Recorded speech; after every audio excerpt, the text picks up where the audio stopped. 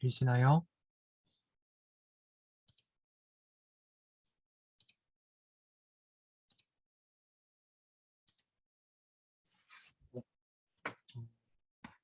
제가 늦어가지고 정말 죄송합니다. 오늘 너무 바빠가지고요.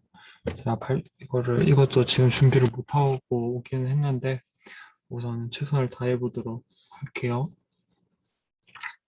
혹시 저번 시간에 코드나 뭐 그런 거 질문 있으실까요? 민재님께서 많이 하셨다고 하시고 여러분들도 엄청 잘하신다고 하시는데 혹시 네, PDF요. 네, 알겠습니다. 잠시만요. 어,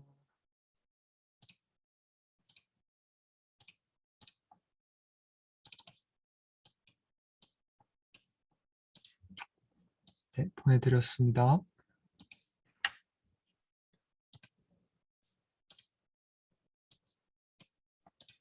자, 오늘은 그동안 이제 저희가 이제 기초적인 기초적인 리그레션 모델들이랑 그런 다음에 클래시피케이션 모델들을 살펴보았습니다. 그런데 그러면 이제 이것들에 대해서 저희가 이제 로스 펑션을 이제 정의를 했었죠. 그럼 이 로스 펑션들 가지고 저희는 무엇을 할 수 있을까가 이제 어떻게 옵티마이제이션을 진행을 할 수 있을까가 가장 큰 문제가 되겠죠. 이게 컴퓨터학과에서는 이 옵티마이제이션 부분만 해가지고 강의가 따로 있어요. 블록 최적화 입문이라고 컴퓨터학과의 블록 최적화 입문으로 컨벡스 옵티마이제이션이라는 강의가 있거든요. 그래서 이걸 엄청나게 수학적으로 엄청나게 파고드는 그런 게 있는데 저는 이 과목을 C 맞았습니다. 공부를 완전히 안 했거든요. 그래가지고 저 잘 못하는 부분이에요. 이 부분을 잘 못해요, 제가. 근데 여러분은 좀 잘 하셨으면 좋겠고, 또 만약에 미래에 그 수업을 듣는다면 좋은 성적을 받아가실 수 있기를 바랍니다. 네. 어, 그러면 오늘은 이제 제가 이거 다는 못할 것 같고요. 로스 펑션 리뷰를 이제 아주 빠르게 지나가고, 그, 오피마이제이션이랑 이 오버피팅 부분을 오늘도 설명하려 했거든요. 그래가지고 이제 제가 듣기로는 민재님이랑 그 트레인이랑 테스트 스플릿 하는 거랑 이거에 대해서 이제 좀 배웠다고 이제 들었어요. 이제 그런데 저희는 이제 이 부분에 대해서 그래가지고 제가 너무 자세하게 설명하지는 않을 거고 이 부분은 약간 훈련식으로 넘어가겠습니다. 오늘은 이제 핵심은 여기 2번 Optimization of Loss Function이 될 거예요. 저번 시간에 대해서 이제 간단하게 리뷰를 진행을 하겠습니다. 이제 저희가 이제 리니어 리그레션에 대해서 이제 첫 시간에 배웠었죠. 리니어 리그레션은 y가 정규 분포를 따른다라고 가정을 하고 그 정규 분포를 따르는 것에 대해서 저희가 선형적인 모델을 만들 수 있었습니다. 로지스틱 리그레션은 y를 베르누이 디스트리뷰션에서 나왔다고 가정을 하고 여기에 해당하는 이 p 부분을 여기에 지금 보시는 파이 부분이죠. 이제 파이 부분에 대해서 이거를 이제 로짓 변화를 해가지고 선형적으로 만들 수 있었습니다. 왜냐하면 여기 부분은 원래는 0이랑 1 사이에 있어야 되는데 이것을 선형적으로 하려면 마이너스 무한대에서 무한대로 들어야 되는데 이것을 하기 위해서는 이제 로짓 변환이 필요하다라고 배웠었죠. 사실 로짓 변환 같은 경우에는 이게 왜 로짓 변환을 하는지에 대해서 설명할 수가 있어야 되거든요. 방법이 이게 사실 마이너스 무한대에서 무한대를 0이랑 1 사이로 만들어진 함수는 이 로짓 함수 말고도 많을 수가 있어요. 근데 왜 굳이 로직 변화를 사용을 했냐라고 하면 이제 여러분들이 이제 그 수리 통계를 들으면 이제 익스포넨셜 패밀리라고 아마 있을 거예요. 아마 들어보셨을 거예요. 그 익스포넨셜 패밀리라는 그 엄청난 증명 과정으로 증명이 가능한데 우선 오늘 저희가 하는 주제랑은 좀 약간 벗어나는 주제이기 때문에 우선 그냥 마이너스 무한대에서 무한대를 0이랑 1 사이로 둘 수 있다라는 거라고 생각을 해주시면 될 것 같습니다. 어, 네. 여기서 이제 잠깐 말을 하는데 지금 이런 것도 익스포넨셜 패밀리랑 그런 것들도 공부를 하고 싶다라고 생각을 하시는 분들은 제가 이게 실현이 될지는 모르겠는데 제가 지금 꿈꾸고 있는 쿠빅 스터디 중 하나가 이제 학회가 이제 정규 학기가 이제 3월부터 9월부터 시작이 되면 머신 어드밴스드 아니라 스태티스티컬 머신 러닝이라는 그 정규 스터디를 진행을 해보고 싶어요. 이제 그건 이제 저 혼자 진행을 하는 게 아니라 이제 여러분들도 이제 다 같이 머신러닝에 대해서 이제 자세하게 더 수학적으로 그리고 통계적으로 좀 파고드는 그런 다음에 저희가 지금은 이제 SK런을 이용해서 기본 코드만을 보고 있는데 이런 기본 코드들뿐만 아니라 조금 파이프라인도 짜보고 좀 시간이 되면 MLOps까지 이제 가는 그 좀 고차원적인 그리고 현대 요즘 사회에 좀 맞는 머신러닝까지 이제 훑는 큰 머신러닝 스터디를 이제 구현을 하고 싶거든요. 이 여기의 목표는 단권화라는 거예요. 제가 지금 설명을 하는 내용이 아마 특히 어제 한 부분이랑 그리고 제가 어제래 저번 주에 한 부분이랑 다음 주랑 다다음 주에 하는 부분은 여러분이 찾기 힘들 거예요. 왜냐하면 통계 대학원에서 설명하는 내용이 될 거고요. 어 아니 그이두 번째 주에 할 건 통계 대학원까지는 아니지만 아무튼 간에 좀 약간 고차원적인 내용들이 들어가 있기 때문에 실제 데이터 과학 아니면 머신러닝 입문서에서는 볼 수가 없는 내용들이 많아요. 그런데 약간 이제 연구 쪽으로 생각을 하시거나 아니면 머신러닝 데이터 사이언티스트를 하고 싶으신 분은 그냥 튜토리얼만 보고 프로젝트를 따라할 수 있는 그런 능력이 아니라 실제로 자기가 이 모델들을 이해를 하고 새로운 모델을 만들 수 있을 정도가 돼야 된다고 저는 생각을 하는데 이제 그러기 위해서 이제 저희가 이제 하는 거를 책으로 약간 만드는 책 정확히 책은 아니고 저기 깃북이라고 있거든요. 약간 블로그 형식으로 정리를 하는 그런 스터디를 만들려고 해요. 이제 그러면 이제 그런 그 관심 있는 분들은 이제 다음 학기가 이제 시작이 되면 이제 스터디로 아마 편입이 될 텐데요. 이제 저희처럼 이제 큰 머신러닝, 딥러닝, 컴퓨터 비전, NLP 스터디 이렇게가 아니라 조금 더 세부적인 주제로 이제 편입이 될 건데 이제 관심이 있으신 분은 이 스태틱스 머신러닝에 신청을 하시고 인원이 된다면 그런 진행을 하면 이제 다음 후기 기수들도 이제 제가 대학원 가가지고 없을 때에도 이제 스터디가 진행이 될 수 있는 그런 좋은 스터디를 저는 만들고 싶네요. 관심 있으신 분은 지원해 주시면 좋을 것 같아요. 네, 넘어가겠습니다. 저희가 그러니까 제가 하려고 하는 말은 너무 고차원적이고 이 증명이 필요가 없다고 생각되는 부분은 아니면 그리고 증명이 할 시간이 없다고 생각되는 부분은 이 머신러닝 스터디 조금 고급 머신러닝 스터디라고 해야 될까요? 에서 다루면 좋을 것 같다. 그리고 관심 있으신 분은 지원하면 좋을 것 같다. 이 말이었습니다. 네, 그런 다음에 이제 로스 펑션 리뷰로 들어가겠습니다.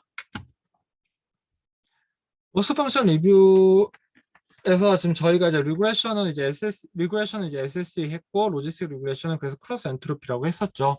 그래가지고 저희가 이제 크로스 엔트로피를 잠깐 봤었을 때 이 크로스 엔트로피는 그 시그모이드 펑션이랑 소프트맥스 펑션이랑 이어지는 부분 중 하나인데요. 여기에 대해서 저희가 로지스틱 펑션에서는 베르노이 디스트리뷰션을 생각을 한다라고 했습니다. 그런데 이제 그 n이 하나가 아니잖아요. 실제 모델을 돌릴 때는요. 그래가지고 n이 여러 개다 보니까 저희는 이제 바이노미얼 크로스 엔트로피는 바이노미얼 디스트리뷰션을 라이클리후드 펑션이랑 많이 비슷하다라고 저번 시간에 다뤘었습니다. 이걸 보면 지금 이제 원하는 코딩 내용이 있고 이거는 저번 시간에 설명했으니까 바로바로 넘어갈게요. 근데 이제 여기를 보면 저희가 이제 이렇게 두 개일 때에는 흔히 이렇게 지금 시그모이드 펑션이라고 했는데 지금 여기에 대해서 잠시만요. 어디지? 이게 아닌데. 없네요. 안 갖고 왔네요, 제가. 근데 어쨌든 바이노미얼 디스트리뷰션이 어떻게 갔다고 했었어요? 거기에서 지금 이항 분포를 했었을 때 저희가 만약에 바이노미얼 디스트리뷰션을 만든다고 하면 이렇게 해가지고 여기 부분을 마이너스 세타에다가 C가 아니라 요즘 여기는 K는 1이니까요. yik 로그 파이 i yi가 1의 확률이랑 그런 다음에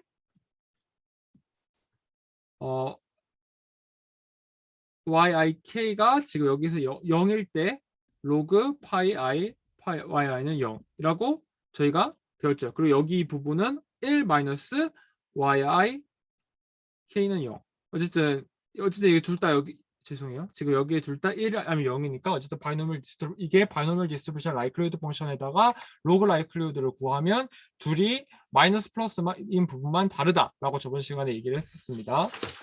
이거 찾으려면 찾을 수 있는데 네, 이거 말하는 거였죠, 지금. 여기 부분에 대해서 지금 이게 두 개가 같다라고 저희 전 시간에 얘기를 했었는데 자, 바이노미얼 디스트리뷰션이었어요. 바이너리 크로스 엔트로피는요. 그런데 저희는 이제 대부분 그 클래시피케이션 할 때는 3개 이상이죠, 카테고리가. 그럴 때는 뭐냐? 저희가 이항 분포가 아니라 이제 더 위에 부분을 이제 좀 더 봐야 되는데 이항 분포로만 하는 게 아니라 뭐가 있을까요? 이항 분포가 아니라 이제 클래스가 3개 이상 넘어가면 해당을 할 수 있는 이제 디스트리뷰션이 뭐가 있을까요? 왜냐하면 바이노미얼 디스트리뷰션은 뭐예요? BNP라고 했었을 때 BNP는 P가 0이나 1이 될 확률을 해가지고 바이노미얼 디스트리뷰션은 N개 중 성공 확률이 P인 실행을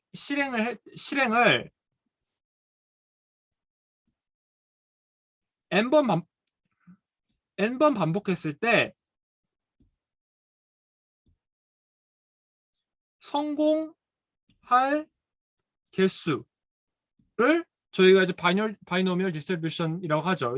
이게 어디에서 파생이 되냐면 베르노이 디스트리뷰션을 P니까 베르노이 디스트리뷰션을 N번 반복했을 때 이제 저희가 바이노미얼 디스트리뷰션이라고 한단 말이에요. 그러면 이게 지금은 성공이 지금은 0 또는 1인 거잖아요. 근데 만약 클래스가 1, 2, 3 이렇게 진행이 됐을 때 해당을 하는 분포는 무엇이 있을까요? 혜리님. 네. 1, 2, 3이면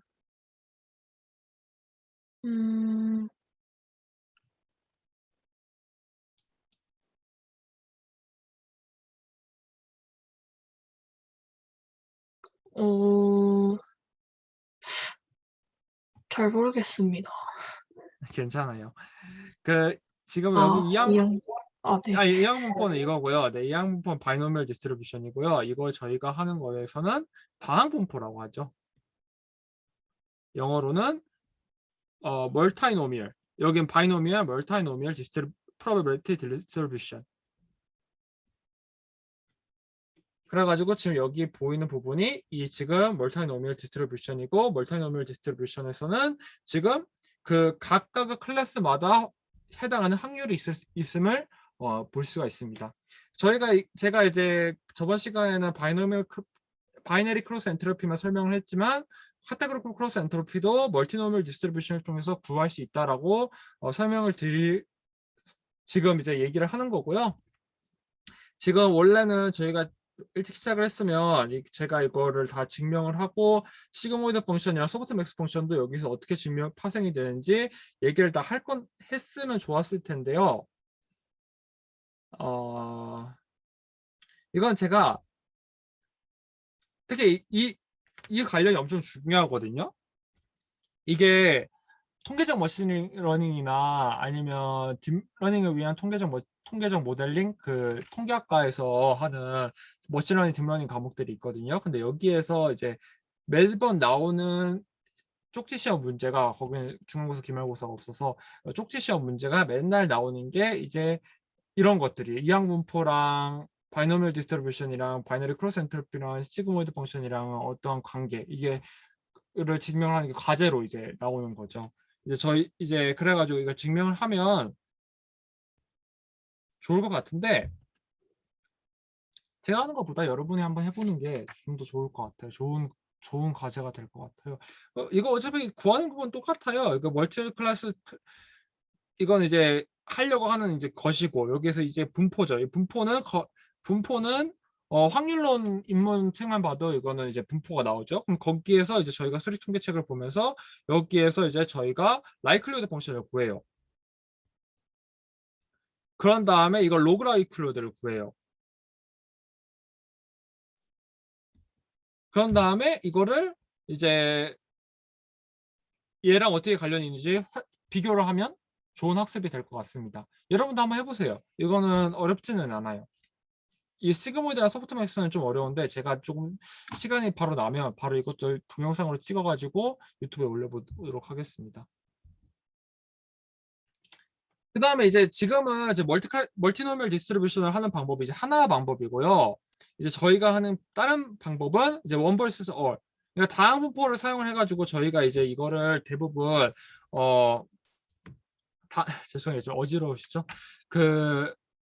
이렇게 멀티 클래스 클래시피케이션을 사용을 해서 멀티노미얼 디스트리뷰션에서 클래시피케이션을 하는 방법은 두 가지가 있는데 이제 흔한 방법이 멀티노미얼 디스트리뷰션을 해가지고 소프트맥스 펑션을 사용을 해가지고 사용을 하는 이제 소프트맥스 로지스틱 리그레션이랑 소프트맥스 리그레션이나 아니면 멀티 클래스 리그레션 이라고 얘기를 해요. 이거를 만약에 제가 기억하기로는 ISLR에 아마 있을 거예요. 이거에 대해서. 그런데 이 방법 말고 이제 두 번째 방법이 있어요. 이것도 저번 시간에 얘기를 했었는데 이제 원 vs 레스트 방법이죠. 아까 같은 경우에서는 파이 1, 파이 2, 파이 3를 구하면 예를 들어서 0.1, 0.1,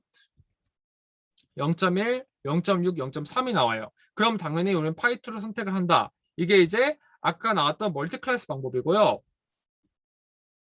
원 vs 레스트 방법 같은 경우에는 이제 저희가 예를 들어서 이제 두 개씩 선택을 하는 거예요. 두 개씩 선택을 해가지고 여기 두 개에서 로지스 리그레션을 사용을 해가지고 빨간색을 구별해내고 여기 두 개를 잡아가지고 그 로지스틱 리그레션을 하고 또 여기 두 개를 잡아가지고 로지스틱 리그레션을 하고 그런 다음에 이제 겹치는 부분이 초록색, 파란색, 빨간색 이렇게 구분을 할 수가 있는 게 이제 원 vs 올 방법이에요. 또는 원 vs 레스트 방법이고 저희가 이제 만약에 이게 제 기억으로는 제가 과제로 이거 내드렸었거든요. 한 조는 이거에 대해서 이제 발표를 했겠죠.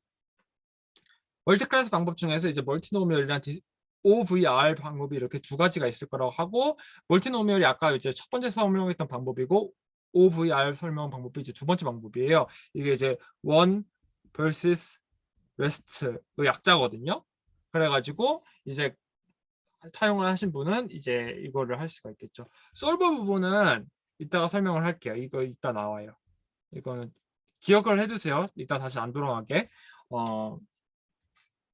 네, 이제 이렇게 두 가지 방법이 있다라고 이제 이해를 하시면 될 것 같고요. 네, 여기까지 질문 있으신가요? 지금까지 저번 시간까지 한 거 리뷰를 한 건데요. 잘 기억이 안 나시는 분들은 저번 거 한번 보시면 될 것 같아요. 네, 좋습니다. 그러면 이제 로스 펑션을 이제 저희가 이제 구했어요. 그럼 이거를 최소화해야죠. 그죠? 근데 어떻게 최소화하냐가 이제 문제가 되겠죠. 그래서 이제 다시 계속 반복이에요. 리그레션 같은 경우에는 이제 여기가 저희가 흔히 말하는 SSE, sum of scared, 잠시만요, sum of scared 뭐라고 하죠? estimate? residue이고 이거 같은 경우 밑에 같은 경우에는 이제 classification 해가지고 여기가 지금 크로스 엔트로피죠. 그래가지고 저희가 이제 이거를 이제 구했었을 때 로지스틱 리그레션은 로스 펑션 같은 경우에는 지금 실제 모수값 그리고 추정값에 대한 함수입니다. 그럼 이 로스 펑션을 이제 저희가 이제 옵티마이제이션을 구하려고 한다면 이것을 최소화하는 실제 모수를 구하려고 하는 거겠죠. 실제 모수에 대한 추정을 하는 것이겠죠.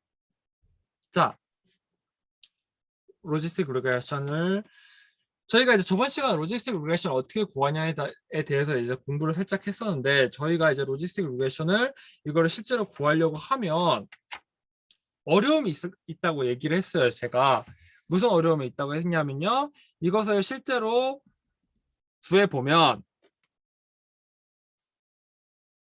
이제 yi 로그 파이 i 잘 안 보이시면 얘기해 주세요. 바로바로 로그 1 마이너스 제가 글씨가 안 좋은 거 저도 알고 하니까 최대한 잘 써보려고는 하는데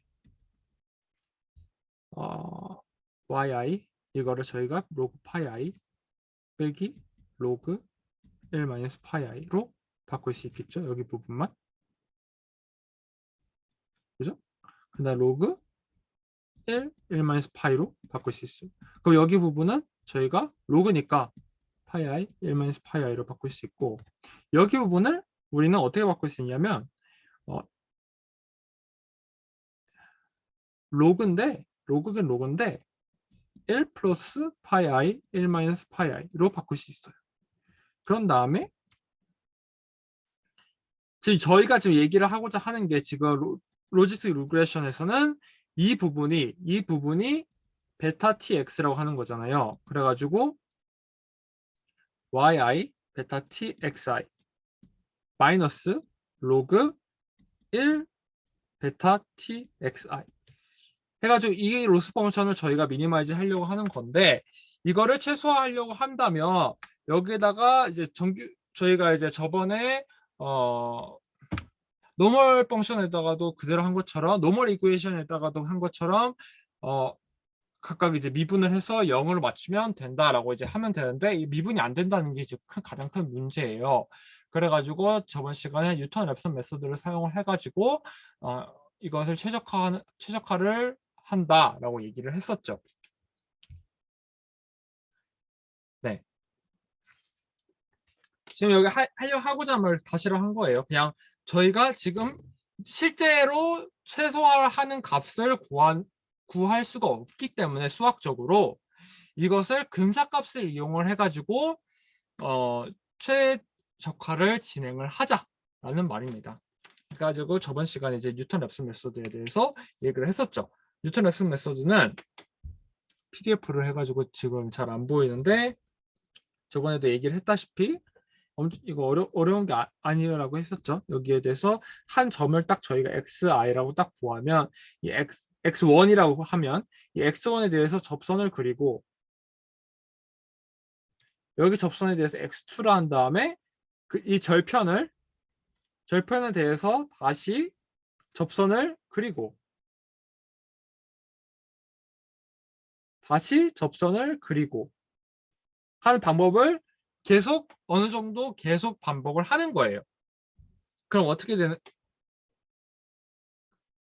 그래가지고 이게 0의 이 차이가 이 접선에 대해서 이제 그럼 뭐예요? xi가 fx라고 하고 fxi가 어느 정도 매우 작은 이 값보다 작으면 그리고 저희가 설정해준 매우 작은 값보다 작으면 이것은 0에 다달랐다라고 저희가 이제 근사를 하는 것이죠. 뉴턴 랩슨 메소드고 저희가 이제 저번 시간에 얘기를 했었습니다. 더 자세하게 들어갈게요. 뉴턴 랩슨 메소드에 대해서 어떤 정리를 사용하냐면 테일러 정리를 사용을 해요. 테일러 정리를 이제 기반으로 하는 거예요. 그러니까 어떻게 생각을 하면 되는 거냐면요. 지금 저희가 생각을 했던 이 펑션 자체가 이 접선으로 생각을 하는 거죠. 어떤 fxi 대해서 접선을 그었을 때가 저희가 생각하는 이 fx가 fx0 아까 x1이라고 한 것 부분에서 에다가 접선을 더한 값이랑 같다라고 저희가 이제 생각을 하는 거예요. 는 0을 붙인 것은 만약에 x가 0에 엄청 가까운 함수라면 이것도 0이다라는 것이겠죠. 이것을 이제 근사를 사용을 하는 건데 이제 한 번만 하는 게 아니라 이 테일러 익스펜션을 계속 하는 값에 대해서 0에 다다르면 맞다. 이거 아까 이제 알고리즘을 정리를 한 부분이죠. 지금 이거를 계속 반복을 하면 된다. 언제까지? 이게 성립할 때까지. 지금 여기 좀 약간 처음 보면 이게 좀 어려울 수도 있거든요. 혹시 뉴턴 랩슨 메서드가 아직 이해가 안 된다, 아니면 테일러 정리에 대해서 처음 듣는다 하시는 분 있으실까요?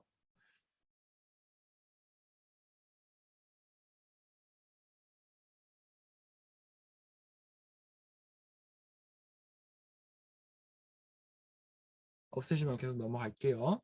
바로바로 얘기를 해주세요, 여러분. 뭐 아직 이해가 안 되거나 아니면 다시 설명을 해달라고 하는 부분이 있으면. 뉴턴 랩슨 메서드는 아마 그 통계 수학에서도 나온 내용이죠. 테일러 정리랑 같이. 그래가지고 이제 뉴턴 랩슨 메서드가 이제 한 번만 하는 게 아니, 이제 테일러를 이제 저희가 이제 대부분 계속 나가는 거예요.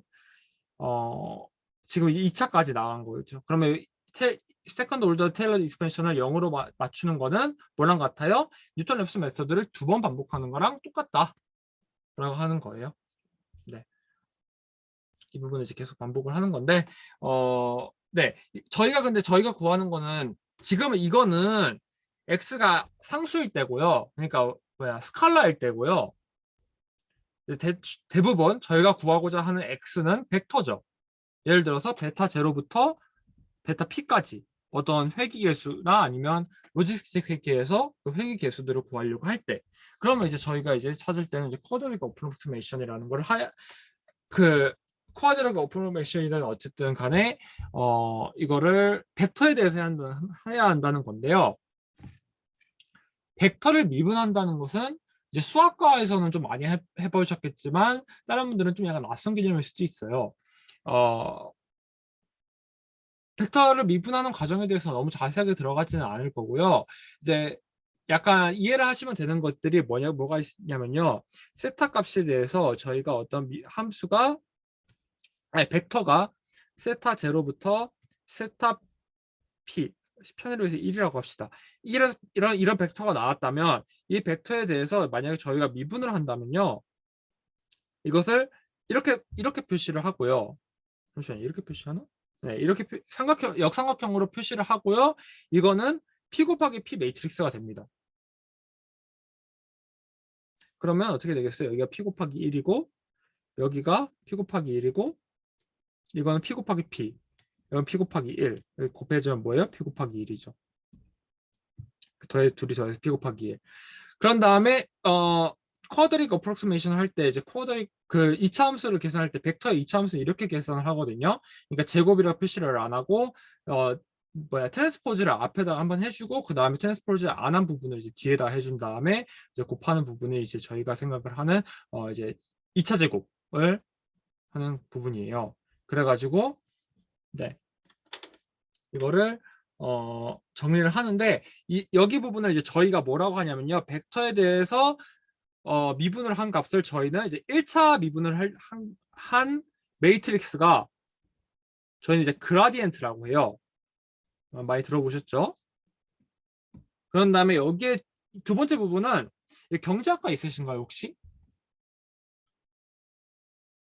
태연이 혹시 경제 많이 하셨나요? 수리적으로 뭐 계량 경제나 그런 거 들어보신 적 있으실까요? 저 원론 정도밖에 안 해요. 아, 원론까지밖에 안 하셨구나. 네. 네, 괜찮아요. 그러면 여기에 대해서 이제 2차 제곱을 한 매트릭스는 헤시안 매트릭스라고 합니다.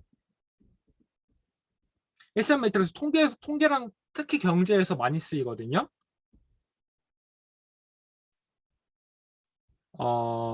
네.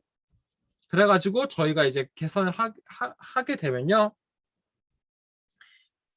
2차 세컨드 올더 테일러 익스펜션을 만약에 저희가 한다면 저희는 지금 그라디엔트를 구해야 되고요. 이게 그라디엔트, 그다음에 헤시안 매트릭스, 여기 두 가지를 구해야만 어프록시메이션을 할 수가 있죠. 그런 다음에 업데이팅 이퀘이션은 이렇게 됩니다. 왜냐? 아까 부분이 지금 여기 저희가 지금 미분에 대해서 잠시만요. 죄송해요. 참. 네. 너무 수학적으로 접근 안 할게요. 오늘은 시간이 별로 없을 것 같아서요. 근데 지금 보면요.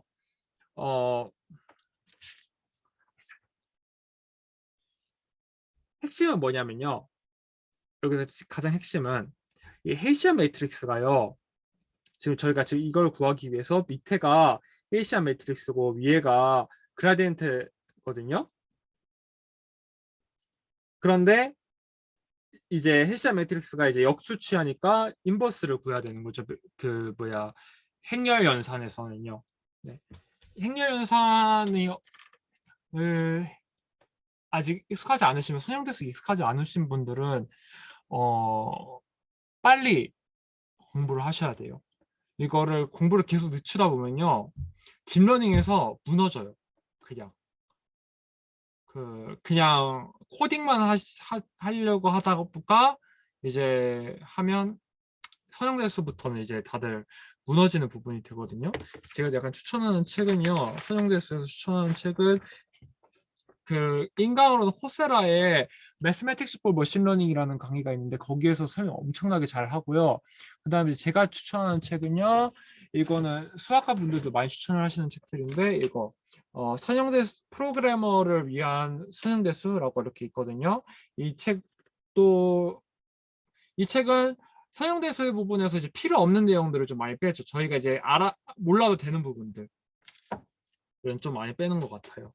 네, 이것도 매우 유용한 책이에요. 근데 저는 개인적으로 서영대수를 이제 처음부터 끝까지 차근차근 배우고 오시면 더 좋을 것 같다고 생각은 해요. 저도 서영대수 좀 어려워해서 많이 고생을 했거든요. 네. 이거 어려운 부분에 대해서는 이제 여러분이 한번 증명을 해보시는 걸로 할게요. 이거는 네, 너무 중요하다고 생각은 안 들어요. 이거는 이제 저희가 뭐예요? 이거 로지스틱 리그레션에서 그라디언트 디센트, 뉴턴 레프슨 메소드를 어떻게 사용하는지에 대해서 계산을 하는 거예요. 그런데 여러분이 딱 봐도 엄청 어렵게 생기지 않았어요? 이거를 언제 다 구해요, 저희가? 특히 헤시안 매트릭스를 구하는 게 엄청나게 컴퓨팅이 많이 요구가 되고요. 그 다음에 저희는 지금 헤시안 매트릭스에 끝나는 게 아니라 헤시안 매트릭스에 대해서 인버스까지 구해야 돼요. 이것 때문에 뉴턴 레슨 메소드는 제대로 쓰이지가 않아요. 로지스틱 리그레션에서는 좀 쓰이는 편인데 다른 데에서는 뉴턴 레슨 메소드를 쓰면 계산은 가능하겠지만 컴퓨팅 속도가 엄청나게 느려질 것이다 라고 생각을 할 수가 있습니다. 지금 이거는 약간 표로 정리를 한 건데요. 아까 그걸로 돌아가면 아까 솔버라고 있었어요. 기억나시죠? 솔버 부분이 있었는데요. 이 솔버 부분에 대해서 들어갈 수 있는 것들이 이제 리븐 리니어, LGBFS, 뉴턴 CG, 사그, 사가인데요. 제가 알기로는 아마 그 로지스틱 리그레션이라고 저희가 이제 SK런에서 불러오면요. 아마 이제 첫 번째가 아마 디폴트가 리브리니얼일 거예요. 이게 뭐냐면요. 이게 뉴턴 방법을 그대로 사용을 하지 못하니까 이제 이 세 개는 뉴턴 방법을 변형을 한 방법들이에요. 조금씩. 그리고 여기는 이제 스토캐스틱 그라디언트거든요. 이제 사그랑 사가는요.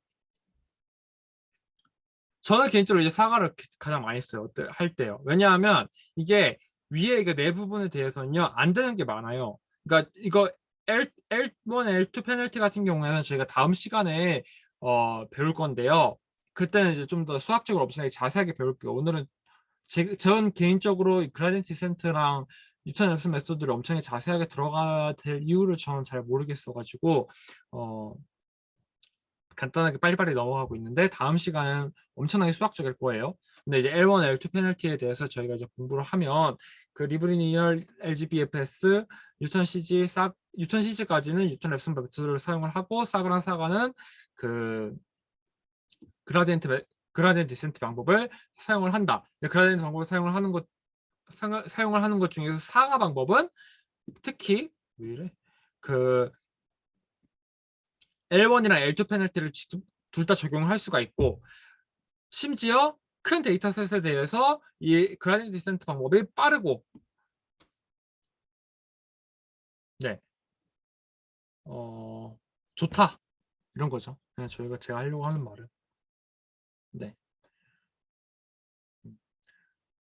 아까 그 솔버가 어떻게 뭔지 잘 모르시는 분들에 대해서는 이거를 좀 하시면 될 것 같아요. 그런 다음에 이거 세 부분에 대해서는 이제 뉴턴 랩슨 메소드가 이제 해시아 매트릭스를 직접 구해야 되잖아요. 근데 해시아 매트릭스를 어떻게 구하냐에 따라서 조금씩 다르거든요. 이제 대부분 여러분들이 조금 서형대수를 좀 공부를 하시면 QR 분해랑 LU 분해나 뭐 그런 것들을 이제 들어보셨을 거예요. 그럼 이게 인버스를 수학적인 게 아니라 엔지니어적으로 좀 더 빠르게 구할 수 있는 방법, 근사 방법을 이제 하는 거거든요. 그런 것들을 어떻게 적용하냐에 따라서 다른 방법들입니다. 이거는 여러분이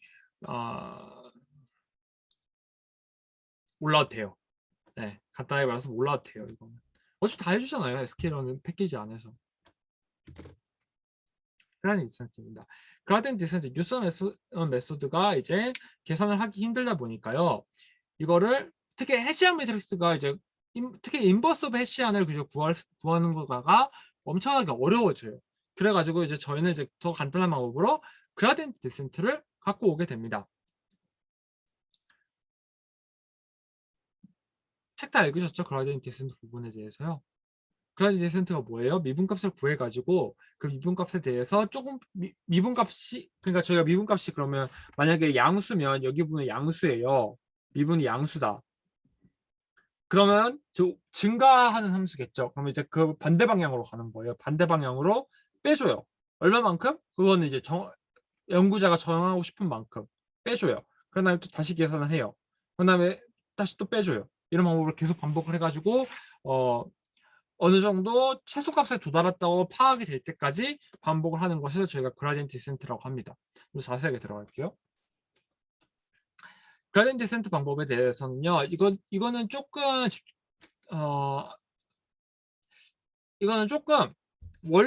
원리만 좀 생각을 해주셨으면 좋겠어요. 왜냐하면 이게 뉴턴 메소드는 저희가 머신러닝에서 특히 로지스틱 리그레션에서만 보고 다시는 볼 일이 없거든요. 그런데 그라디언트 디센트는 특히 딥러닝에서도 엄청나게 중요해진단 말이에요. 그리고 딥러닝에서는 또 SK런만큼 이렇게 딱딱 떨어지지가 않아요. 왜냐하면 자기가 모델을 만드는 게 중요하거든요. 딥러닝에서는 실제 모델이 알고리즘이 다 처음부터 끝까지 다 짜여 있는 게 아니라 저희가 이제 함수 이런 그라디언트 디센트도 실제로 짜줘야 그 적합한 그라디언트 디센트가 돌아갈 수가 있거든요. 그래가지고 그라디언트 디센트 원리 정도는 제대로 파악을 해주셔야 딥러닝에서 특히 딥러닝 좀 어려운 부분에 들어갈 때 수월해진다. 네. 그래가지고 지금 여기서 보면요. 아까는 어떻게 됐어요? 아까는 이 러닝 레이트, 그러니까 러닝 레이트라고 하거든요. 러닝 레이트가 따로 없이요. 여기다 뭘 했냐면요. 해시안을 구해줬어요. 해시안을 구해줘가지고 접선을 그려가지고 예를 들어서 여기 같은 경우에서는 접선을 구해서 0에 가장 가까운 것을 찾는다고 한다면요. 저희는 접선까지 그리는 건 아니고 기울기까지만, 접선의 기울기만 파악을 하고 그 기울기의 반대 방향으로 가는 것 뿐이에요. 그래가지고 여기까지는 똑같은데 해시아 매트릭스 대신 러닝 레이트를 저희가 넣어준 거죠. 러닝 레이트는 대체적으로는 고정이 되어 있지만 연구 성향에 따라서 러닝 레이트를 계속 바꿔줄 수도 있습니다. 네, 그래가지고 이게 지금 저희가 이제 그라디언트 디센트를 각각 SSE랑 크로스 엔트로피에 대해서 각각 구한 컷이에요. 이것도 여러분이 직접 한번 해보세요. 어렵지 않습니다. 행렬의 미분을 좀 아시면요. 네. 그라디언트 디센트에는 종류가 꽤 많아요. 지금 저희가 지금 보는 건 배치 그라디언트 디센트잖아요. 이 배치 그라디언트 디센트라는 것은 이제 전체 데이터를 다 사용을 한다라는 말이거든요. 그럼 전체 데이터를 다 사용해가지고 이 전체 데이터에 대해서 저희가 이 전체 데이터에 대해서 이걸 로스 펑션에 넣고 전체 데이터를 다 그 로스 펑션에 대해서 미분을 다 구한다라는 거거든요. 그럼 뭐가 되겠어요? 만약에 데이터 자체가 여기 n개고 그런 다음에 그 p개 정도 베리어블이 있으면 지금 이거 같은 경우에는 지금 그라디언트 디센트가 지금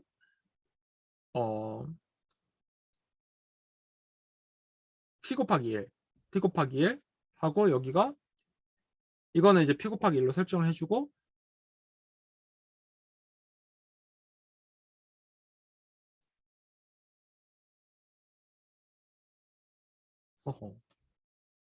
아니죠 1이죠. 근데 그건 말이 안 되는데.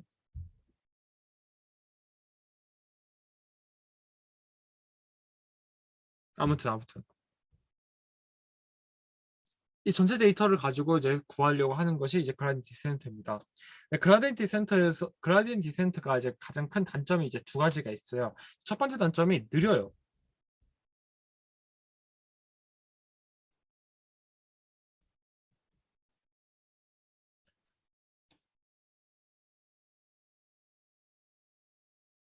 아까 이제 뉴턴 레슨 메소드를 이제 설명을 했었잖아요. 그 뉴턴 레슨 메소드에서는 보다는 당연히 빠르죠. 근데 빠른데 그라디언트 디센트가 이제 배치 전체를 다 계산을 하는 거고 그라디언트도 구해야 하다 보니까 이제 상대적으로 느려요. 특히 저희는 이제 그라디언트 디센트는 이제 저희는 빅데이터에다가 사용을 해야 된단 말이에요. 딥러닝이나 그럴 때는요. 그러면 이제 큰 데에다가 이제 사용을 해야 되는데 이제 이게 단점이 이제 느리기도 하고 두 번째 단점이 딥러닝 빅데이터를 사용을 할 때 가장 큰 문제점이 있어요. 그래가지고 이제 남이랑님 네, 혹시 이제 빅데이터 정의에 대해서 설명해 주실 수 있을까요? 정의. 네. 어,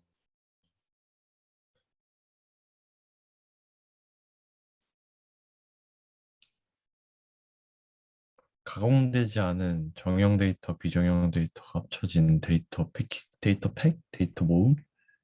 정형되지 음, 않은 걸 빅데이터라고 하는 것 같은데. 네, 뭐 3분의 1 맞았습니다. 무슨 뜻이냐면요. 빅데이터가 정의를 하면 이제 3V거든요. 3V가 뭔지 아시는 분?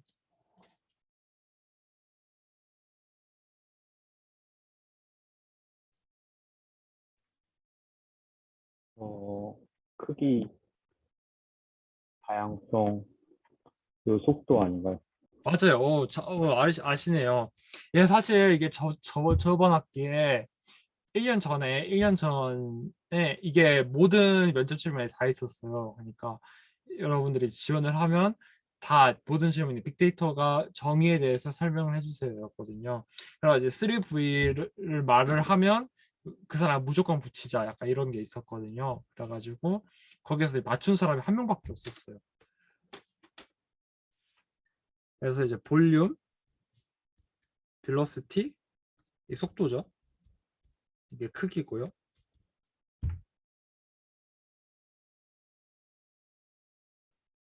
하나 뭐였더라고요? 버라이어티, 다양성. 이 세 가지를 이제 빅데이터 3V라고 하는데요. 이제 여기에 대해서 이제 크기나 속도가 뭘 정의를 하냐면요.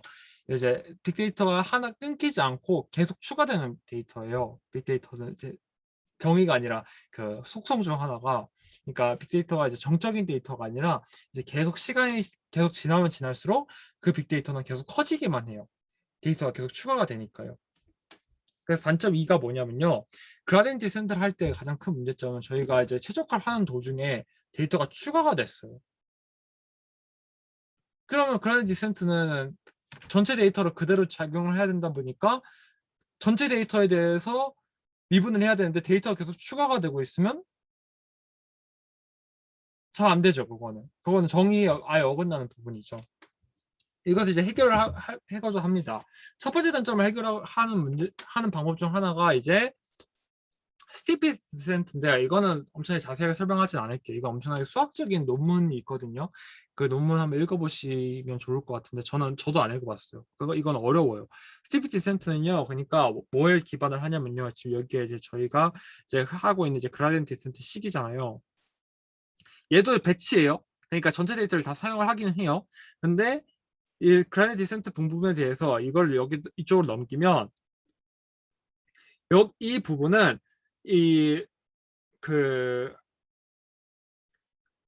그라디엔트를 한 부분이랑요. 그라디엔트랑 뭐라고 하냐 이거를 비례한다. 죄송해요. 머리가 안 돌아가네요 오늘. 비례한다는 걸 이제 사용을 하는 건데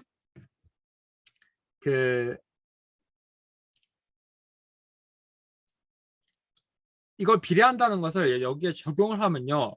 이건 저도 잘 몰라요.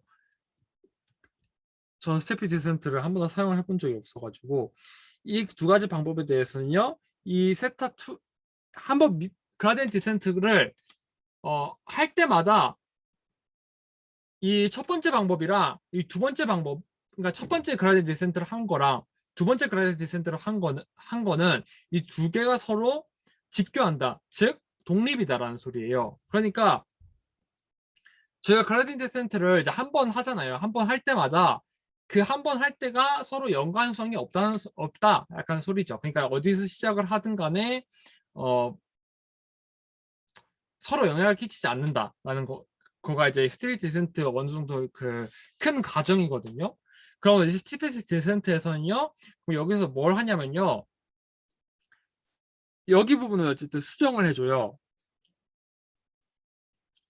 그러니까 이렇게 했을 때 여기 부분에 대해서 가장 좋은 러닝 레이트를 매번 다시 구해주는 거예요. 그러니까 러닝 레이트에 대해서 미분을 해주는 거죠. 그러면 이렇게 나오는 값이 있겠죠. 여기 set 0이니까 여기서 나오는 그 러닝 레이트 부분이 있겠죠.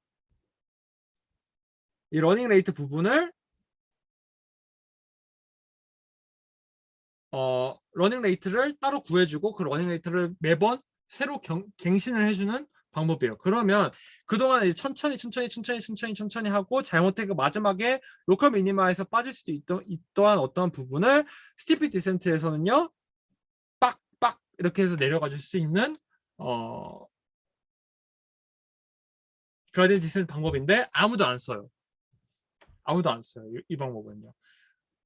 왜냐하면 이 문제를 근본적으로 해결을 하지 못해요. 그라디언트 디센트에 대해서. 어쨌든 이 미분을 해줘야 되는 과정이 포함이 돼가지고 한 번 에포크를 돌릴 때, 한 번 이렇게 그라디언트 디센트를 할 때에 계산이 더 오래 걸리기도 하고, 근데 아까 두 번째 단점이었던 계속 데이터가 추가된다는 것에 대해서 어떤 해결책을 제시를 하지 못하기 때문에 스티피 디센트는 사용을 하지 않습니다. 저희가 이제 그러면 이제 가장 많이 들어보셨을 스토캐스틱 그라디언트 디센트에 이제 저희가 접근을 하게 되죠. 스토캐스틱은 이제 확률에 의거한이라는 정의거든요. 그러니까 확률적인. 근데 어떻게 이해하시면 랜덤이라고 이해를 하시면 제일 좋을 것 같아요. 스토캐스틱이거든요. 그래가지고 이제 저희가 스토캐스틱 그라디언트 디센트는 약간 저희가 이제 로스 펑션을 저희가 이렇게 구했다고 합시다. 지금 여기에 대해서 이제 왜 로스 펑션이 이렇게 생겼냐, 로스 펑션이 원래 이렇게 생긴 거 아니냐. 근데 지금 저희는 지금 세타 1도 있고 세타 2가 있다고 했었을 때 어떤 로스 펑션이에요. 그럼 저희가 이제 봤을 때 로컬 미니마는 저희가 진짜 구하고 싶은 맥스 미니마이제이션은 여기 부분이에요. 그런데 로컬 미니마는 뭐예요? 그거보다 더 작은 미니마인 거예요. 근데 만약에 그 그라디언트 디센트는 어디에서 멈추냐면 더 이상 업데이트가 안 될 때 멈추거든요. 업데이트가 엄청나게 작을 때. 근데 만약에 그라디언트 디센트가 여기에서 러닝 레이트가 계속 작아가지고 여기서 이제 계속 맴돌고 있으면 그러면 좋은 적합이 될 수가 없겠죠. 그런데 스토캐스틱 그라디언트 디센트는 이 문제를 어느 정도 해결을 할 수가 있다라는 부분이라고 정의를 합니다. 왜냐하면요, 이제 스토캐스틱 그라디언트 디센트는 그때는 아까는 어떻게 했어요? 전체 데이터를 한 번에 다 미분을 돌려가지고 구했죠. 근데 이거는 계산 용량이 엄청나게 많이 필요하다. 제가 근데 증명을 하지 못했는데 계산이 엄청나게 그것도 복잡은 해요. 근데 하나씩 미분을 하면 그만큼 걸리지가 않거든요. 그래가지고 이것을 한 번 합니다. 그러니까 데이터를 우선 먼저 셔플을 해요. 데이터를 먼저 셔플을 한 다음에 그런 다음에 첫 번째 데이터에 대해서 첫 번째 데이터 포인트가 있잖아요. 그것만 이용을 해서 미분을 시켜요. 미분을 시켜서 파라미터를 업데이트 시켜줘요. 그런 다음에 두 번째 걸로 업데이트를 미분을 해서 또 업데이트를 시켜줘요. 이것을 언제까지 반복을 하냐면 데이터 전체를 다 할 때까지. 이걸 저희는 원 에포크라고 합니다. 그라디언트 디센트 같은 경우에는 그라디언트 디센트는 아까 배치 그라디언트 디센트는 원 에포크면 그 한 번 미분을 한 번만 해요. 대신 데이터 전체에 대해서. 그래서 계산 영역이 엄청 많아져요. 그런데 스토캐스틱 그라디언트 디센트는 하나 셔플을 한 다음에 데이터를 하나씩 해서 끝까지 n개까지 다 한 번에 돌려요. 이걸 저희가 한 번 할 때마다 원 이터레이션이라고 하거든요. 그러니까 스토캐스틱 그라디언트 디센트는 n 이터레이션이겠죠. 그런데 이 n 이터레이션을 해가지고 데이터 전체를 다 돌면 그게 원 에포크가 되고 이 에포크를 여러 번 돌립니다. 이게 이제 여러분한테는 이게 더 어려운 것처럼 보이긴 하겠지만 계산 컴퓨터에서는 이게 훨씬 더 빠르다라는 거예요. 그런 다음에 만약에 이렇게 로컬 미니마에서 빠졌다고 하더라도 다시 올라가서 나갈 수가 있거든요. 스토캐스틱 그라디언트 디센트를 사용을 하면요. 잠시만요. 제가 쉬는 시간도 없이 너무 오래 설명을 했네요. 이것만 끝낼게요. 스토캐스틱 그라디언트 디센트는 그래가지고 이런 방법을 사용을 합니다. 그래가지고 만약에 아까 저번에 특히 핸즈온 머신러닝에서 SGD 리그레서나 SGD 클래스파이어를 보셨을 거예요. 이거는요, 스토캐스틱 그라디언트 디센트를 해가지고 이 방법 솔버를 그러니까 아까 솔버였잖아요. 이 솔버를 먼저 정의를 하는 거예요. 그런 다음에 로스를 그 다음에 로스를 얘기를 해주는 거죠. 저희 여기서는 지금 스케일드 로스를 썼고 만약에 SGD 클래스파이어에서 로그를 쓰면 이제 로지스틱 리그레션을 하는 거고 스케일드 로스를 해주면 로스가 스케일드 로스는 리니어 리그레션이죠. 리니어 리그레션을 이렇게 해주는 거고 맥스 이터레이션은 그럼 이터레이션을 50번 해주는 거고 이 방법을 지금 저희는 쓰고 있습니다. 그래가지고 이게 사실은 뭐랑 같아요? 리니어 리그레션을 하고 솔버를 사가로 하는 거랑 똑같아요. 근데 이제 여러분이 이제 딱 보고 뭐지 하실까봐 이제 SG 리그레서가 이제 있는 겁니다. 만약에 리니어 리그레션을 했었을 때 만약에 리브 리니어를 하잖아요. 죄송해요. 리브 리니어를 하면요 결과가 어쨌든 간에 항상 같아요. 근데 사가를 하던가 여기에서 아니면 SGD 리그레서를 사용을 하면요 만약에 여러분이 먼저 랜덤 스테이트를 정의를 하지 않는다면 결과가 매번 달라져요. 왜냐하면 스토캐스틱하고 이제 이거를 셔플을 하잖아요. 이 셔플을 어떻게 하냐에 따라서 계속 결과가 달라지게 됩니다. 거의 비슷한데 조금씩 이 뒷자리가 달라진다 이 말이죠. 그래서 지금 여기 보다시피 랜덤 스테이트를 정의를 해준 것을 볼 수가 있습니다. 빨리 이것만 하고 이제 조금 이제 쉴게요. 미니 배치 그라디언트 디센트 같은 경우에는요. 빅데이터를 한번 크게 확 보면 좀 오래 걸린다 이거예요. 그러니까 스토캐스틱 그라디언트 디센트는 데이터가 너무 튀어요. 지금 보다시피 지금 이게 그라디언트 디센트인데 스토캐스틱 그라디언트 디센트는 지금 그라디언트 디센트는 그냥 착착착착 간다면 스토캐스틱 그라디언트는 글로벌 미니멈까지 갈 때까지 계속 계속 이리저리 갔다가 해서 겨우 도달을 합니다. 이게 스토캐스틱 그라디언트 디센트 어느 정도 단점이에요. 이걸 보완을 하기 위해서 하나씩 돌리는 게 아니라 한 묶음씩 돌리는 거예요. 그래가지고 만약에 K 배치라고 한다면요, 그러면 K 이터레이션을 돌릴 수 있는 거겠죠. K 이터레이션을 다 돌릴 때마다 원 에포크라고 하는 거고요.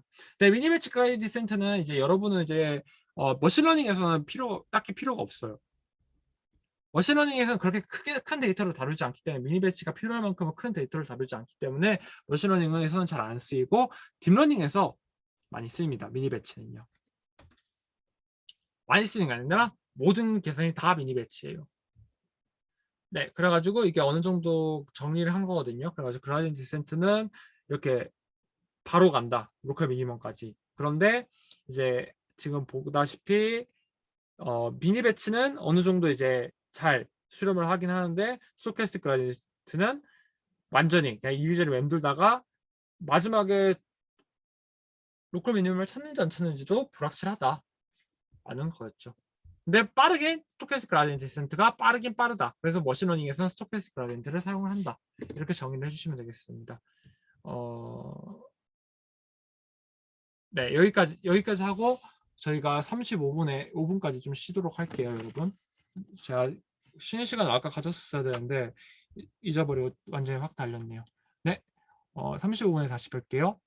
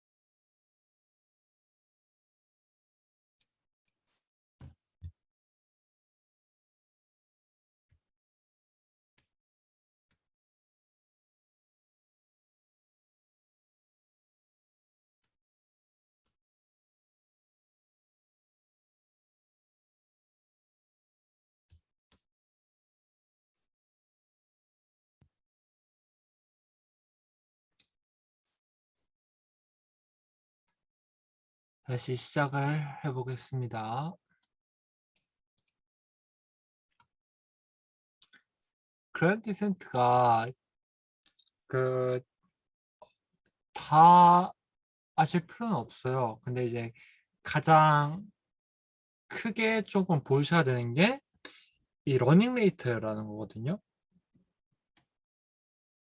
지금 보다시피 지금 T라는 게 위에 있죠. 오버스크립트로요. 러닝 레이트는 뭘 결정해요? 수렴 속도를 결정을 하죠. 만약에 러닝 레이트는 그래가지고 러닝 레이트가 크다면 만약에 여기에서 러닝 레이트가 크면 그만큼 X가 얼마나 많이 왼쪽으로 가는지도 결정을 해요. 만약에 작으면 계속 이 정도 이렇게 내려가는 거고. 이거 왜 이게 다 지워졌냐? 만약에 러닝 레이트가 크면 이렇게 확 내려가게 되겠죠. 즉 크면 뭐가 문제가 되겠어요? 수렴 속도는 빠르겠지만 로컬 글로벌 미니마에 딱 도달을 했을 때 여기 이렇게 됐어요. 그러면 지금 진짜 최저점은 여기예요. 그러면 계속 도달을 못하고 맴돌고 있겠죠. 여기에서 여기 맴돌고 여기 맴돌고 여기 맴돌고 하다가 빨간색에 절대 도달할 수가 없습니다. 만약에 파란색 대신 좋은 색깔이 없나? 초록색으로 합시다. 초록색으로 해서 그 작은 걸로 간다고 하면 이렇게 작게 가지 조금씩 가겠지만 언젠가 이 빨간색에 도달을 할 수가 있겠죠. 근데 이게 초록색도 문제는 이게 이 러닝 레이트가 너무 작으면 또 큰 문제가 도달하는 게 뭐냐면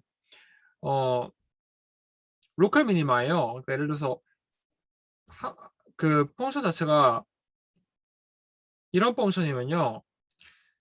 로컬 미니마가 크면 러닝 레이트가 크면요. 이 정도 무시하고 지나갈 수도 있어요.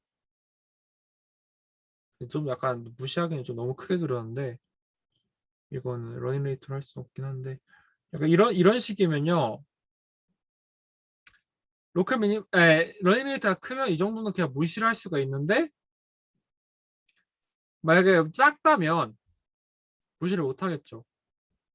여기에서 멈출 수 있겠죠. 러닝 레이트가 너무 작게 된다면요. 지금 잘 보이실지 모르겠어요. 아무튼 간에 그래가지고 흔히 사용하는 방법이 뭐가 있냐면요. 이게 머신러닝에서는 크게 중요하지가 않거든요. 머신러닝에서 sklearn이랑 그다음에 흔히 쓰이는 머신러닝 이제 다른 그 패키지들이 딥러닝은 이제 실제로 자기가 다 만들어줘야 되는데 머신러닝은 이미 만들어져 있는 거를 그대로 알고리즘을 그대로 사용을 하는 경우가 많아가지고 그라디언트 디센트를 크게 적용을 할 필요는 그라디언트 디센트를 이제 계속 시간마다 계속 바꾸는 것을 사용할 필요는 없어요.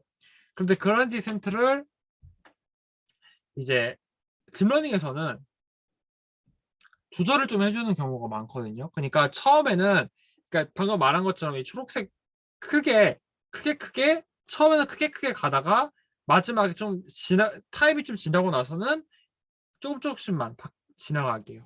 무슨 말인지 알 것 같나요? 그러니까 처음에는 크게 감소를 하고 마지막에는 이제 계속 가면 갈수록 이 러닝 레이트를 줄여가는 거예요.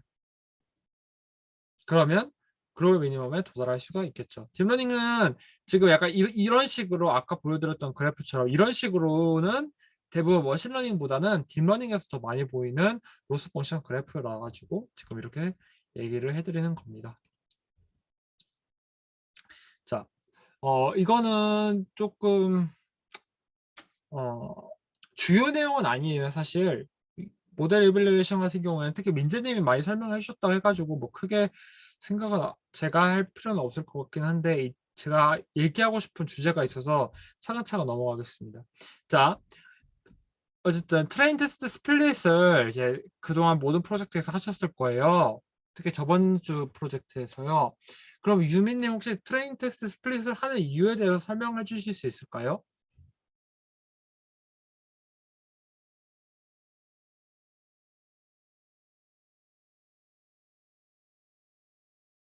유민님?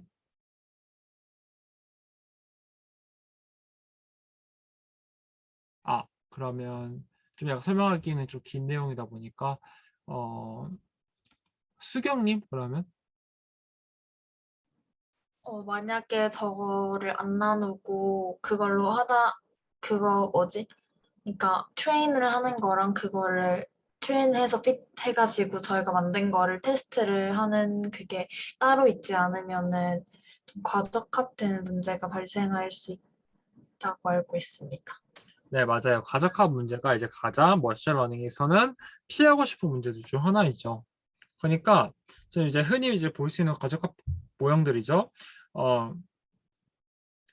실제로는 그 로스 펑션을 완전히 최소화할 수 있어요. 특히 최소화할 수 있는 그래프들이 많아요. 모델들이 많아요. 예를 들어서 다다음 시간에 할 그 카트, 그러니까 CART 뭐라고요? 디시전 트리 모델들이죠. 디시전 트리 모델 같은 경우에는 완벽하게 모델을 로스 펑션을 0으로 할 수가 있습니다. 그런데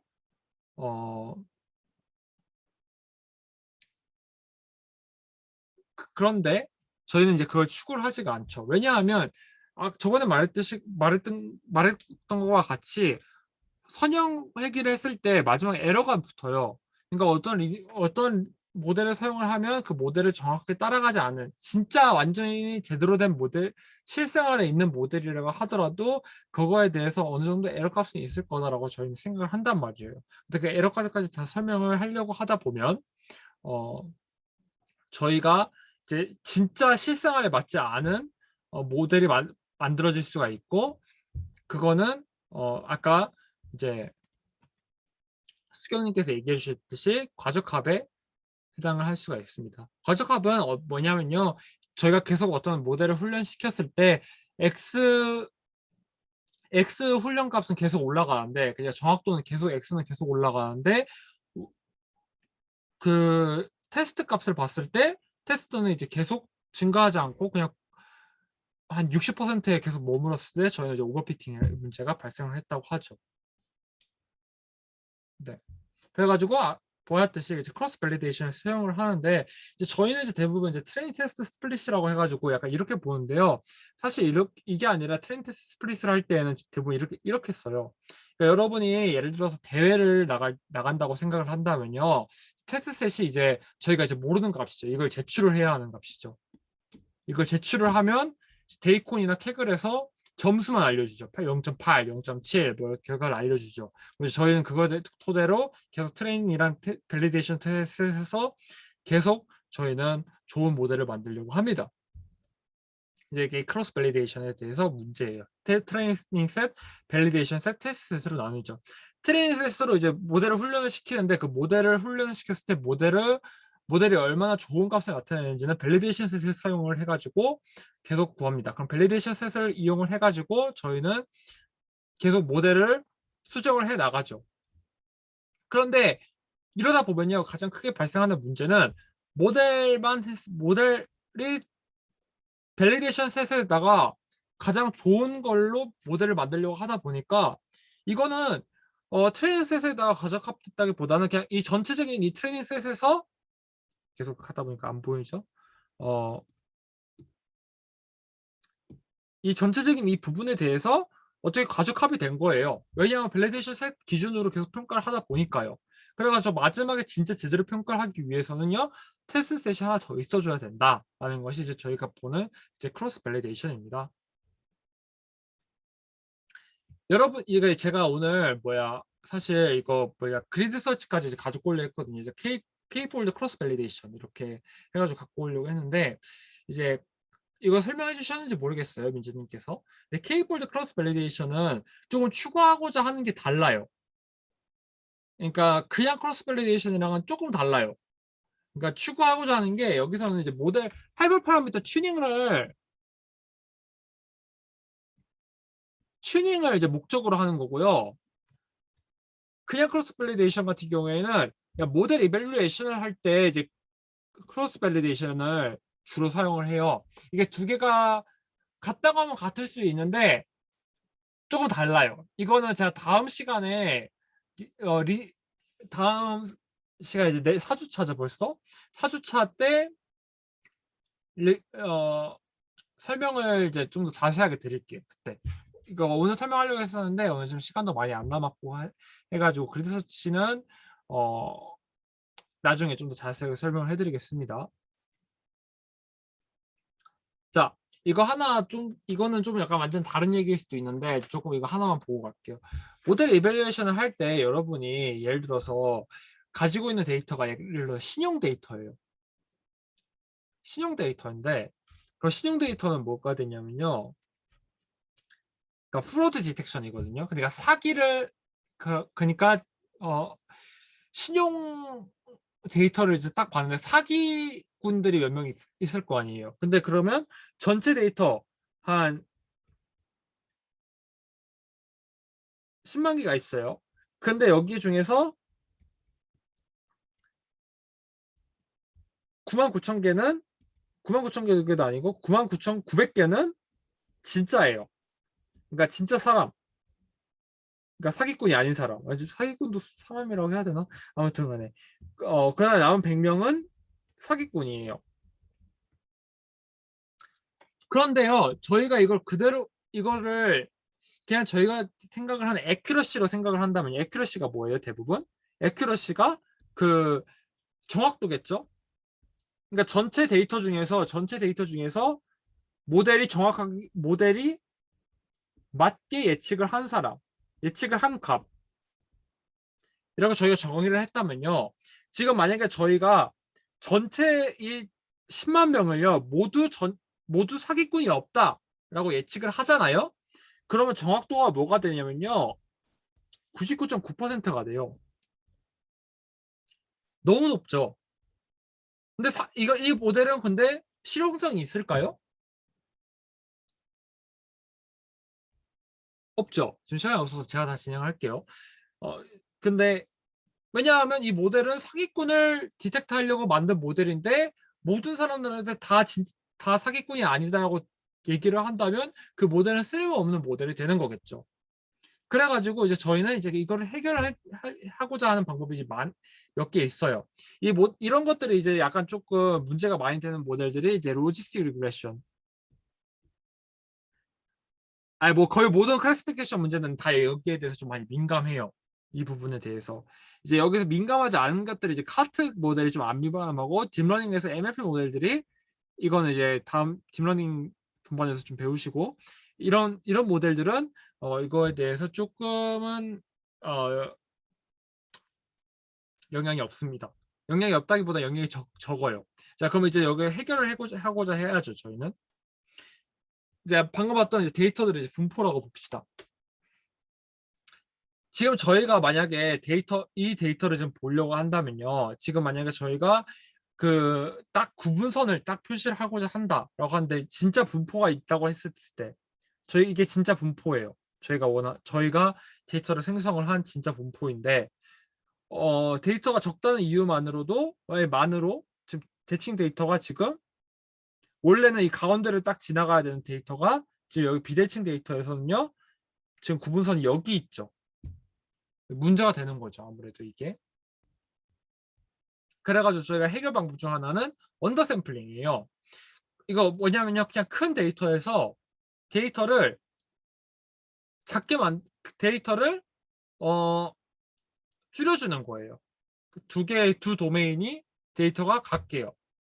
그렇게 하면 이제 그러니까 경계선이 중앙으로 좀 온 걸 볼 수가 있죠. 근데 이거 문제가 좀 심해요. 왜냐하면 이거 랜덤 언더 샘플링이라고 하거든요. 이거를요. 그러니까 이걸 이제 랜덤 언더 샘플링이라고 하는 건데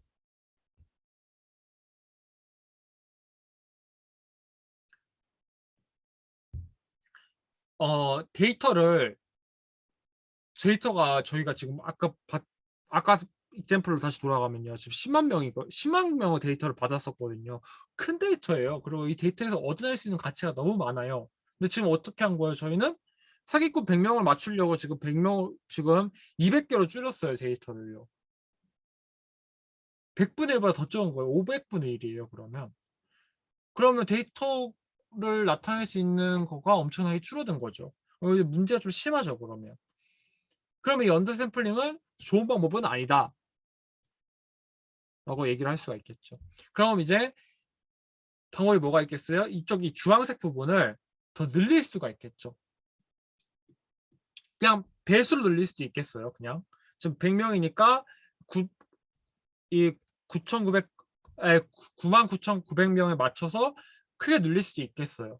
근데 그러면 이제 조금 자연스러운 데이터라고 할 수는 없겠죠. 그래서 다른 방법들이 몇 개 더 있거든요. 스모트랑 아다신이라는 방법이 있는데요. 간단히 설명을 하자면 스모트 같은 경우에는 가장 가까운 네이버들이 있잖아요. 예를 들어서 이 두 데이터가 가깝다. 그러면 이걸 데이터를 10배 늘려야 된다. 그럼 여기 이 중간 사이에 10개를 늘려주는 거예요. 균일하게. 그런 다음에 균일하기는 균일한데 대신에 에러 값은 좀 정규 분포 값을 좀 추가해가지고 데이터를 좀 더 자연스럽게 만드는 거예요. 자연스럽죠? 지금 여기 아다신 같은 경우에는 특히 주위에 파란색 부분들이 좀 더 많으면 여기가 딱 구별점이라는 소리잖아요. 그러니까 지금 여기 보다시피 지금 저희가 구별하고자 해서 가장 크게 문제가 되는 부분은 여기 사람들이란 말이에요. 나머지는 구별하기 쉬운데 여기를 제대로 확실히 구별을 해야 된다. 라고 저희가 얘기를 한다면 그럼 여기 부분에 주황색 데이터를 좀 더 많이 만들어주는 게 중요할 것 같다. 라고 예상을 할 수가 있겠죠. 그래서 데이터가 다른 두 도메인이 둘 다 밀집되어 있는 부분에 대해서는 좀 더 가중치를 더 많이 둬가지고 더 많이 생성을 하는 것을 아다신이라고 합니다. 이게 알고리즘이 있는데 이 알고리즘은 뭐 여러분이 이거는 검색하면 바로바로 나오니까 찾아보시길 바라고요. 이 오버샘플링 부분을 왜 제가 갑자기 설명하냐, 아까 좀 약간 오늘 한 거랑 좀 많이 다르지 않냐라고 생각을 하실 수가 있겠죠. 여러분 곧 4주차부터 그러니까 8월 초죠. 8월 초부터 이제 각 팀이 풀어야 할 그 과제를 내줄 거예요. 이 과제는 여러분이 9월 2일에 전체 14기 분들 앞에서 발표를 하셔야 합니다. 결과값들이 이제 대회로 하고 거기에 대해서 이제 어떤 기프티콘 상품이 주어져요. 이제 근데 저는요 개인적으로 이 오버샘플링 프로드 디텍션을 엄청나게 좋아하거든요. 머신러닝에서. 그래서 저는 그 데이터를 그리고 계속 똑같은 데이터 계속 반복되고 이제 사용이 되는 데이터가 있는데요. 그 데이터 그대로 드릴 계획이고 그거는 이제 오버샘플링이랑 언더샘플링을 이제 좀 구별을 해서 사용을 하셔야 되는 데이터들입니다. 네. 오늘 여기까지 해가지고 마칠게요. 조금 오늘 시간이 좀 많이 부족해가지고 제가 많이 서둘렀어요. 그러다 보니까 이제 내용이 조금 정리가 안 되셨을 수도 있는데 좀 궁금하신 내용은 바로바로 물어보시면 제가 도와드리겠습니다. 과제는 제가 생각해둔 건 있는데 과제는 솔직히 오늘 한 거는 좀 과제가 지금 많이 없잖아요, 그죠? 그래서 오늘은 과제를 지금 오버샘플링을 언더샘플링을 연습을 할 수 있는 과제를 내어드릴 거예요. 네, 그래가지고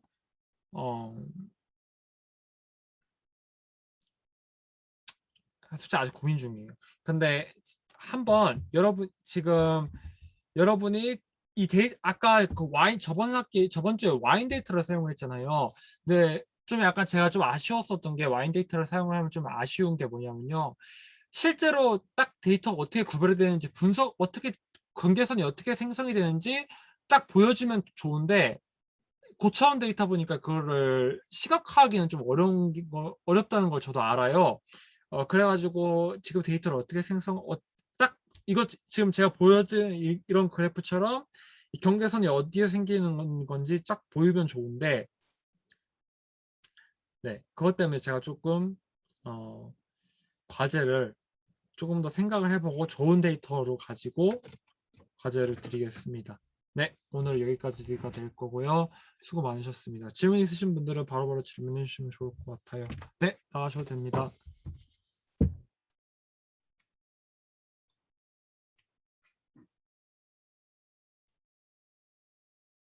오늘 늦어서 정말 죄송해요, 여러분. 다음 시간에 제가 진짜 제 시간에 들어올게요.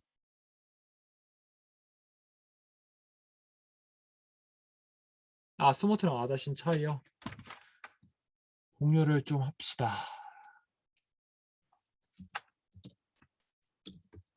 이게 스모트랑 아다신 사실 찾아보잖아요. 그거 생각보다 제대로 설명하는 블로그가 없어요. 블로그마다 조금씩 다르고 진짜 공부하기 힘들거든요. 그럴 때는 여러분 논문을 보셔야 됩니다. 다른 거 이상한 블로그 찾아보시지 마시고 논문을 보세요. 화면 공유할게요.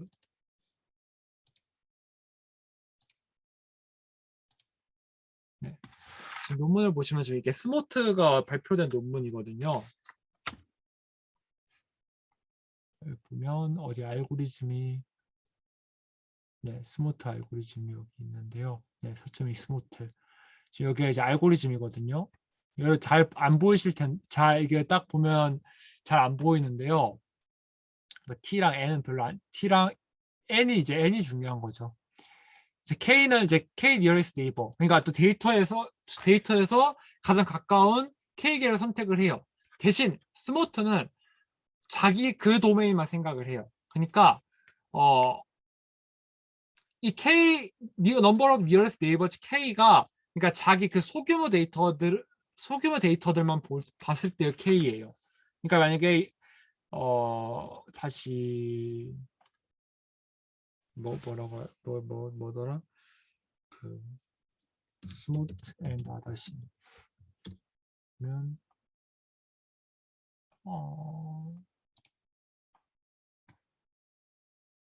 여기 봤을 때 지금 보다시피 이게 스모트거든요. 그 메이저 이게 동그라미가 이제 메이저 마이너리티 클래스 샘플이거든요.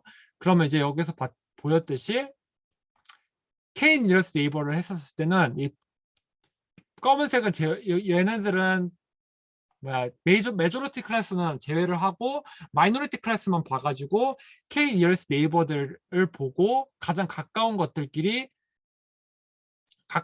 대해서 그 n개의 데이터를 중간에 생성을 해줍니다. 대신 여기는 그대로 생성한 것처럼 보이는데 사실 여기에다가 매우 작은 에러 레이트를 좀 더 더해줘요. 그러면 이제 데이터가 좀 더 자연스러워 보이겠죠? 그런 방법을 사용을 합니다. 데이터 중간중간에 이러한 데이터를 생성을 해주는 것을 스모트라고 해요. 아다시는요.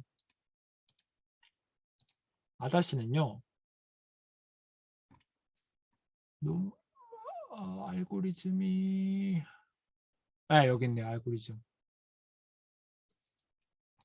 여기 알고리즘인데요. 한번 읽어보세요. 잘 보시면 뭐라고 되어 있냐면요. 아다신 같은 경우에는요. 여기 그대로 갖고 왔으면요.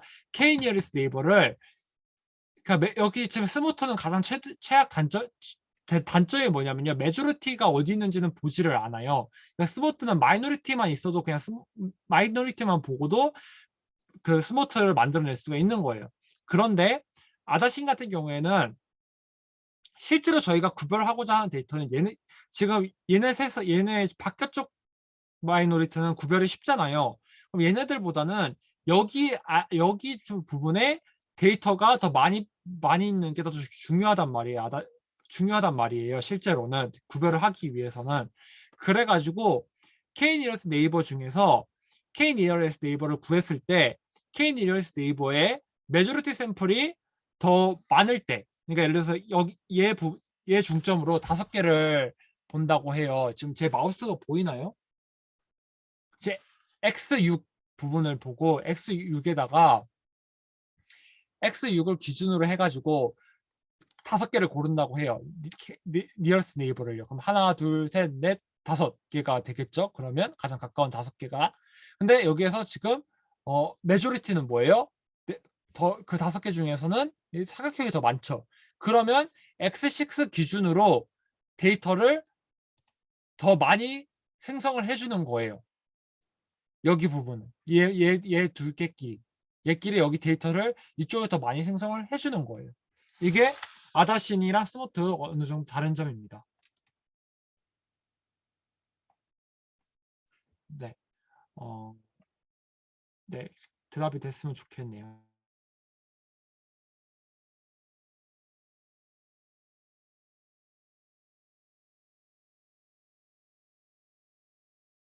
네, 나가셔야 되는 부분은 나가셔야 되는 분들은 나가셔도 좋아요. 수고 많으셨습니다.